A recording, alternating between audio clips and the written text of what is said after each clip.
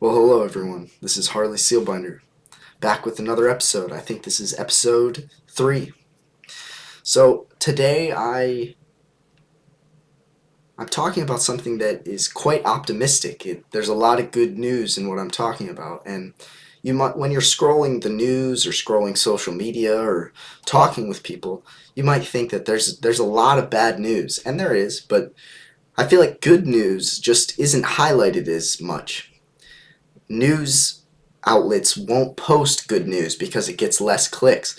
Social media posts that incite anger and polarization, those posts get a lot more likes and views, whereas good news posts with good news just don't receive the same type of attention. So I want to come today with a lot of good news that about human progress, and I'm using a few different sources, the main being a book called 10 oh man, let me say it again. 10 Global Trends Every Smart Person Should Know by Marian Tupy. So he collects statistics from the UN Bank and all kinds of economists, and he compiled this list of 10 different trends that humanity has faced over the past 200 years-ish. A few of the stats are smaller time windows, but I'll get into each specific trend. But reading this last June and July, I was overwhelmed with hope that, wow, we are really making the world a better place, and there's been a ton of good that's come out of the past 200 years of innovation and technological revolution and all of that. So yeah, good news happens slowly, but over a long period of time, a lot of good has occurred. So I'm here to highlight that. All right, here's trend number 1. So the world's economy has grown 100-fold in the past 200 years. The standards of living have skyrocketed. So before 100 years ago, we barely lived longer than 30 years old. People didn't know their grandparents. You died out of childhood mortality. Just people didn't live very long. You had to fight others to survive. Food was scarce, etc. And the stat for the trend 1, I guess, is that wealth has increased by 100% from 1820 to 2017. We have way more wealth, and it's hit an exponential curve. And so that's pretty awesome. And that's the first trend. The second trend is poverty has decreased pretty rapidly over the past 200 years. From 84% of the world back in 1820 that were living in absolute poverty to now only 8% of the world living in absolute poverty. And the United Nations defines absolute poverty by people living on less than $1.90 a day. And so if people were living on less than $1.90 a day, they are considered to be in abject poverty or absolute poverty, either one. And that number has decreased from 84% of the world to 8% of the world. There's about 810 million more people to raise out of absolute poverty. And here's an interesting stat that goes along with trend 2, which is over the last 25 years, we have raised 137,000 people out of absolute poverty every single day. So today we raised at least 137,000 people out of absolute poverty. Yesterday the same, the day before the same. And it's just, oh, you don't go on your news site and see, wow, excellent news. We've raised 1/10 of a million people out of absolute poverty today.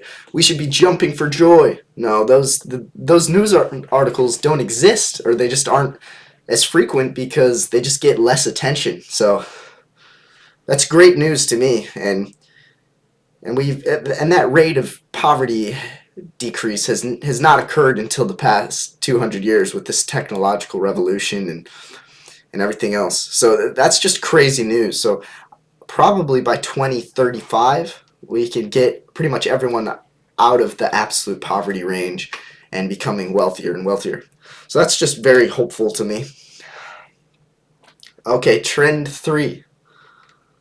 So, due to the falling birth rates of today, the population is looking like it will cap out at under 1 billion people, counter to the idea that we are running out of space.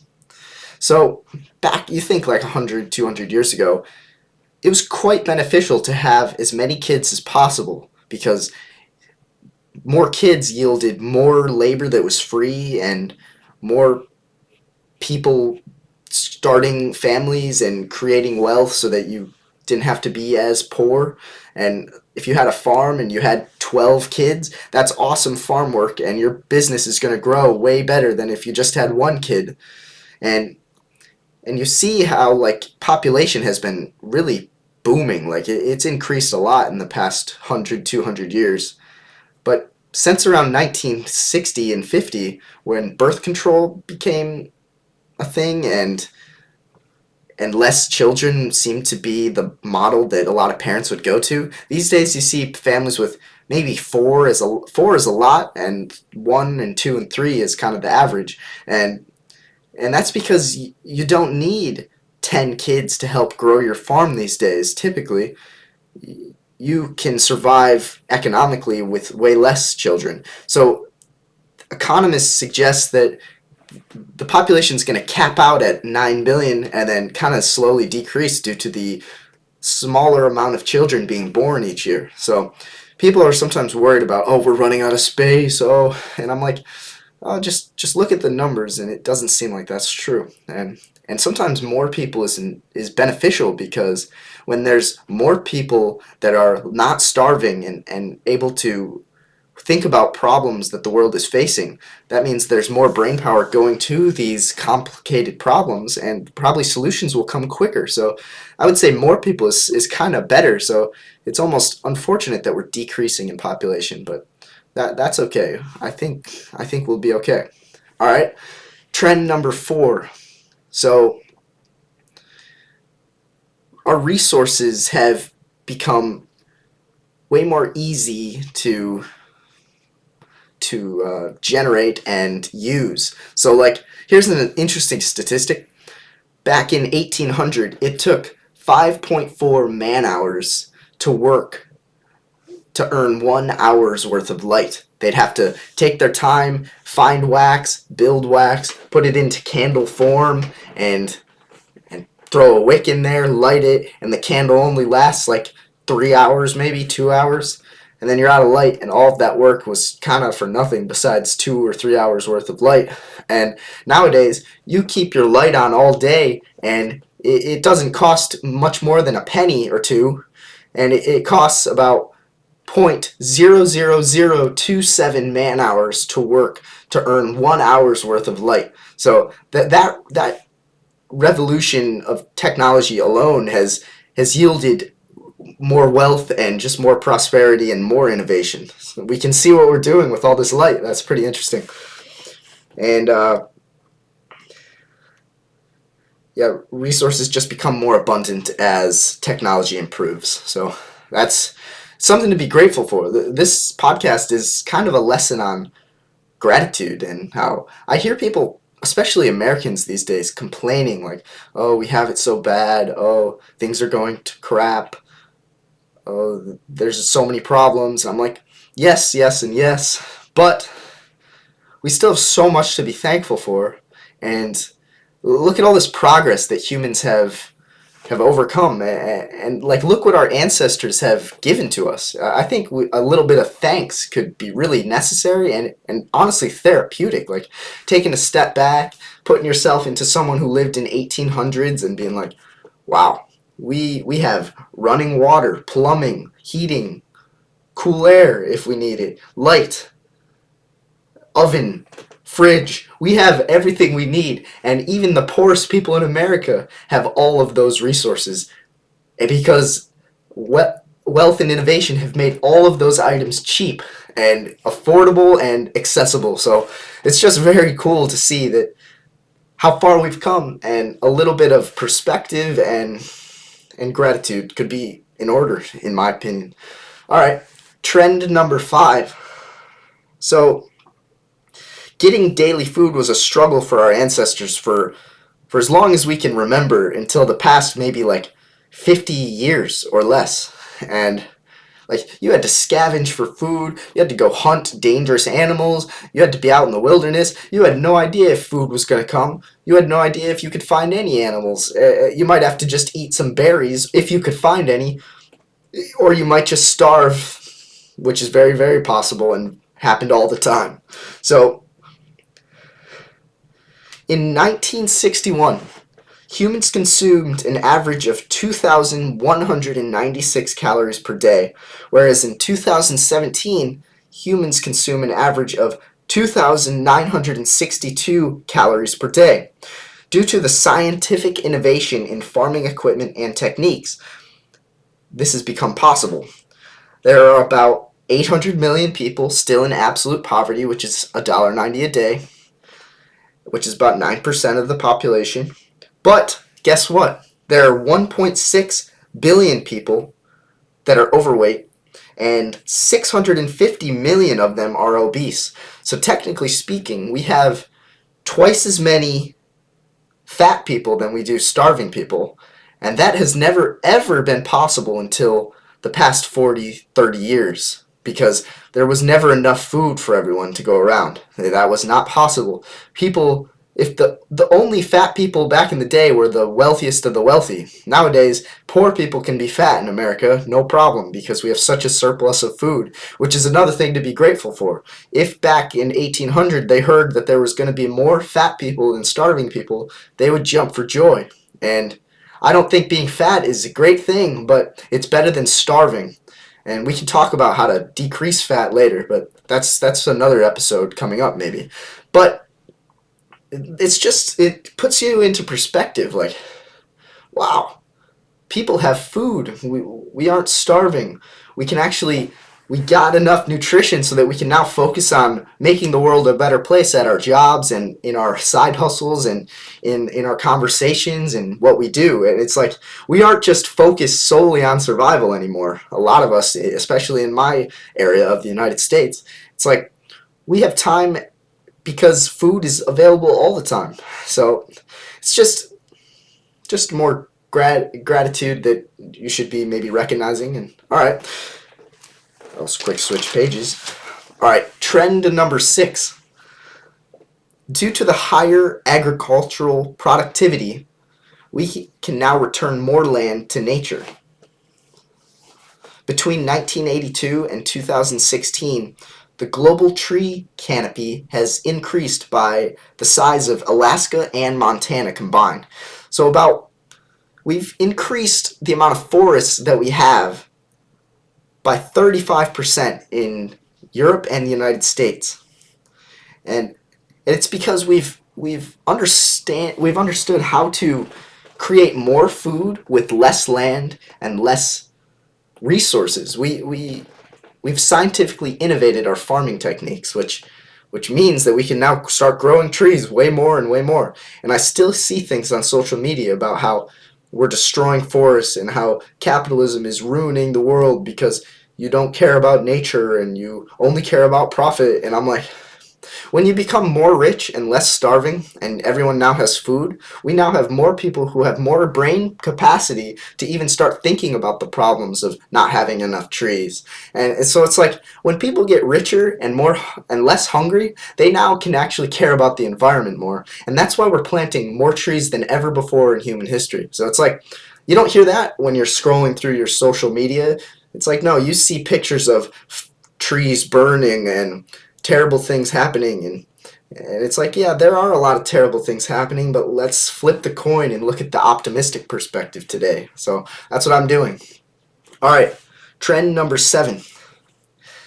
We have increased the number of cities pretty substantially, and cities are the engines of progress, ideas, innovation, culture, better paid work. The average city dweller uses less energy, emits less carbon dioxide, and has a smaller land footprint than folks that live in the country. So more people are living in cities, and actually there's more opportunities in cities, and there's more innovation happening when in cities, and people get paid more in cities, and the world becomes a better place more quickly in cities typically.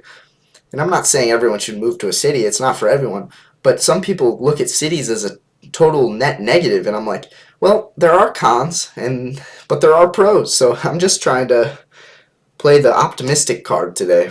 And you see, like, people say, oh, all these cities are ruining all this area where nature used to be, and it's like, yes, but we also, in using the innovation and ideas that the city has generated, we now have been able to produce 35% increase in forest, and so it's a trade-off we have to do as humans, because that's what life is, a game of trade-offs. All right, trend number 8. The world has become less authoritarian and more democratic since the collapse of the Soviet Union and the Berlin Wall in 1989. You just think back, you read history a bit, and you look back and you see these one or two people in charge of all the rest, and they get most of the spoils, and all the rest of the people are slaves, serfs, low class. They get maybe a crumb or two of bread, maybe not. It's like nowadays we have increased the amount of countries that are democratic and aren't totalitarian or authoritarian. There's the individuals in each country have more say these days than they used to. It's like people are becoming a little bit more free. Maybe not in the last year due to COVID, but there's been a lot less authoritarianism since 1989, which allows us to sit down as people, individuals, and debate, disagree, and figure out the truth. Like, that's the point of talking and the point of free speech. It's so that stupid ideas can be told that they're stupid, and better ideas can come about due to that. So I think that's pretty hopeful as too, because more countries are democratic, which means there's more discussions going on, hopefully. So that's pretty cool. All right, trend number 9. Warfare between nations has declined since the end of World War II, even though the total number of countries has increased, and also wars have become less deadly. So there's less bloodshed. There's less blood being shed in war compared to before World War II, and nowadays we have such advanced medicine and science that injuries can be healed quicker. You won't die from an infection out in the war. Like 100 years ago, even the richest people in the world would die from an infection. So we just have a lot to be grateful for. You slice your hand and, oh no, it might get infected. Wait, we have soap, antiseptic, anything. You can just throw it on there. Oh wait, let's not thank God that we have this. Let's thank God that we have this, because it's so great, and a lot of people just don't realize how great they have it, because 100 years ago you'd die of an infection and you'd be shipped to war because war was a lot more likely, and you'd die out in the war, very likely. So the world seems to be becoming a little bit more peaceful in some ways. There's a few reasons because of that, and I'm not even going to dive into that because I just want to talk about the trends. All right, finally, the 10th trend. So the chance of dying in natural disaster has fell by 99% since 1925.